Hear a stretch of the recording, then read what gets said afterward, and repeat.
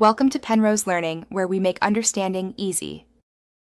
In this video, I will explain how to connect your mini printer to your phone, the only truly reliable way. To begin, power on your mini printer and confirm its battery is sufficiently charged. An indicator light usually turns solid when ready. Next, open your phone's App Store and download the dedicated application for your specific printer brand. This particular app is absolutely essential for seamless operation.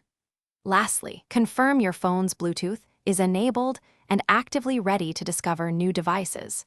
This preparation ensures a smooth connection. With your printer powered on and the app installed, open the dedicated application on your smartphone. Inside the app, look for a clear option such as Add Device or Connect Printer. Tap this to start scanning for your mini printer. The app will then present a list of available Bluetooth devices nearby. Carefully select your specific mini printer from this list, which usually displays its model name. Confirm the pairing within the app, and you should receive a quick notification confirming a successful connection. Your printer is now ready. Before printing, let's load the paper. Carefully open your mini printer's paper compartment, typically using a simple latch or button.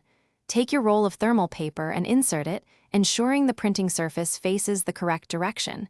It usually feeds from the top. Close the compartment securely. Now, perform a test print directly from the app. This action confirms your printer has paper, is properly connected, and everything is functioning correctly, ready for your first actual print.